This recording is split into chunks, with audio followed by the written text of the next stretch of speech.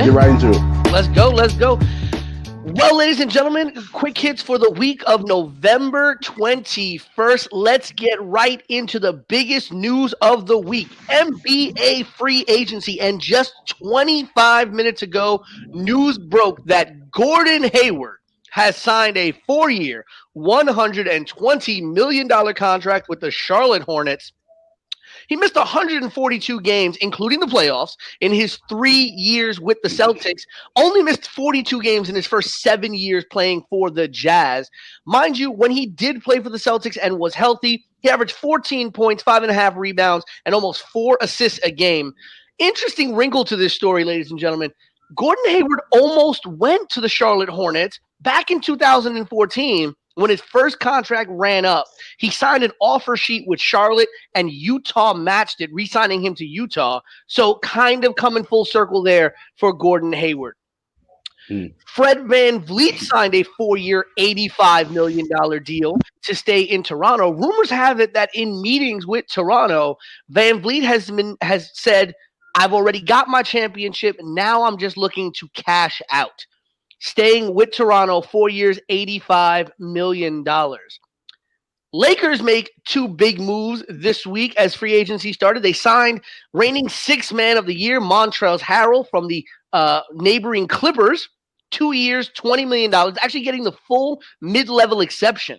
Many people saying that he could have gotten more on the open market. Reigning sixth man of the year probably could have gotten near a $20 million a year deal, but going for 2 years, $20 million to the Lakers. Wesley Matthews signing with the Lakers, 1 year, $3.6 million.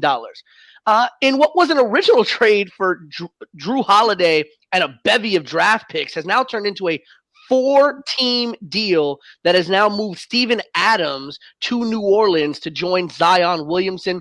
Draft picks moving amongst 4 teams, Drew Holiday moving, but that trade has been reworked so many times over the last couple of days. Wait, Peter, real quick, but guess who got another number 1 pick, first round pick? Oklahoma City Thunder. Got you. Okay, that is 17. That's officially 17 now because we were on the watch for the whole week. Like they're gonna get 17. They're gonna get 17. So now they have 17 first round picks in 6 years. Very true. Dwight Howard leaving the Lakers to go to Philly in an interesting move, signing a 1-year deal to go to the Philadelphia 76ers. That doesn't even feel right. Interestingly, moments after having tweeted that he was staying with the Lakers and happy to stay in purple and gold, then deleting that tweet and then signing with the Philadelphia 76ers. That sounds like a really Dwight Howard thing to do. And I understand completely why people do not like Dwight Howard, because that is super Dwight right there. Like, I understand the move, why he went, because the Lakers, with JaVale McGee, AD, the middle of the court is full. Yeah, but they still found room for him, though. You get what I'm saying? Like, he was still integral at certain points during that finals run just a couple of months ago, just last month. Right, I agree, but I think he's gonna have more run at center when Embiid sits, because they don't have Horford. There's nobody else in the lane, but Simmons when he's lobbing it, but they're not going to play. It'll be interesting though to see Dwight Howard being coached by Doc Rivers. Boy. That's going to be a very interesting thing, because we know that the big prevailing story on Dwight has always been his tenacity and his work ethic, and Doc is not going to let that slide. That much we know. That's going to be the same for Embiid too, Embiid and Simmons.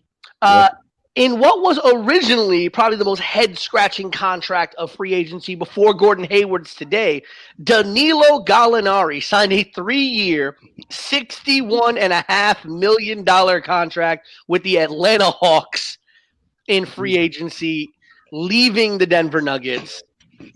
I just want to say, though, can we talk about how the Knicks the Thunder. He left the Thunder. The Thunder. I apologize. Can we talk about how the Knicks have had 2 foreign-born players that have both flourished since leaving the Knicks, in Gallinari and Kristaps Porzingis? I think they didn't give Gallinari a fair enough chance. No, he got thrown away in the Melo trade. Yeah. Bro. That's why I thought he was with the Nuggets. Talking about the Knicks. He was with the Nuggets for a little bit, and then he bounced. He bounced to no, he stayed with the Nuggets for a while, and then he got traded to OKC. Yeah. Talking about the Knicks missed out on all three of their big rumored free agents targets. Fred VanVleet, Gordon Hayward, and Davis Bertans, the big 6'6" Latvian who re-signed with the Washington Wizards. So the Knicks, what did they do after clearing $40 million in cap space? They signed swingman Alec Burks out of Utah, 1 year, $6 million, and trade for Ed Davis. The Knicks gonna keep nicking. See, out of those, that's okay because those are not, money eaters. But we still got a week and a half left, about a week left in free agency before everybody has that pulse on, is Westbrook coming to New York or not, right? Right. Speaking of former Knicks, Bobby Portis and DJ Augustine both signed multi-year deals with Milwaukee. Milwaukee has been in the center of a huge trade storm after their sign and trade went south with Bogdanovich opting out of the trade, saying he never agreed to the trade. Funny story, the Lakers apparently have very serious interest in Bogdanovich now that he is entering free agency. And in the last big free agent news for the NBA, the Nets, the Brooklyn Nets have re-signed sharpshooter Joe Harris. 4 years, $75 million. They said that he was probably the most important thing that they wanted to get done in free agency. And speaking of the Nets, did y'all see the subs that GM Sean Marks was throwing at the Houston Rockets in his press conference this week? Yo, he basically in so many words says, we're not the Knicks. You're not going to make us blow up our team for right now. And you know what? Again, Sean Marks has learned. He wasn't there when it happened, but Sean Marks learned from what the Nets did with the Garnett Pierce trade, where they blew up their team in the hopes of getting a title in 2-3 years and then went south real quick. In other news, Seth Curry traded to by the Dallas Mavericks to Philly, and now we're just waiting. Austin Rivers opting out of his contract. We're waiting for Austin Rivers to get signed by the Philadelphia 76ers, and then it'd just be a big Rivers family reunion in Philly. The other big news coming out of the NBA, overshadowed a bit by the draft and free agency. Warriors forward Klay Thompson will miss the entire 2020-2021 season as he tore his Achilles in his right leg. Remember, his ACL injury was in his left leg last year. Funny, I don't want to say funny story, but when they first announced the injury and they mentioned that it was the right leg, the opposite leg, the first thing I thought about was either his other ACL or his Achilles. Usually you find that people with ACL injuries or Achilles injuries in one leg overcompensate on the other leg, which can usually lead to quick injuries in the opposite leg. So unfortunately, Klay Thompson will be missing his second straight full season in the NBA. Going into our other sports in the NFL, Jake Scott, the Super Bowl MVP for the perfect 17-0 Miami Dolphins team. Many people may not remember that name.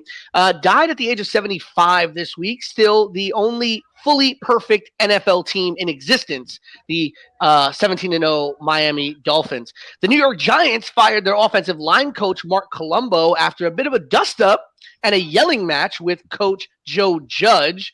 Immediately got rid of him. Apparently, the backstory to this was that Joe Judge hired a consultant for the offensive line who had apparently interviewed as the offensive line coach over the summer. Did not get hired. They hired Colombo, but they hired this gentleman as a consultant, and Colombo felt like he was being undermined and went and approached Joe Judge about it, led to a bit of a dust-up, and now Mark Colombo no longer the offensive line coach for the Giants. Arizona Cardinals nose tackle Corey Peters will be missing the season with a knee injury. And in big news out of the NFL, apparently, with Drew Brees going on injured reserve, the New Orleans Saints have decided to start Taysom Hill as their starting quarterback over 5-year starter Jameis Winston. So I have to cut you off right there, and that was a correction I was supposed to send to you. So apparently on SportsCenter last night, the coach of the Saints, his name is slipping my mind right now. Sean Payton. Sean Payton. He said that. I never said that. I never said Hill was starting. I never said Bridgewater was starting. I just said I'm not Bridgewater. Winston. Was it Winston? Mr. Crab Legs. Yeah, Mr. Crab Legs. They never said he's not never said neither of them were starting. So he just said we're gonna have a starter out there. I haven't announced it yet.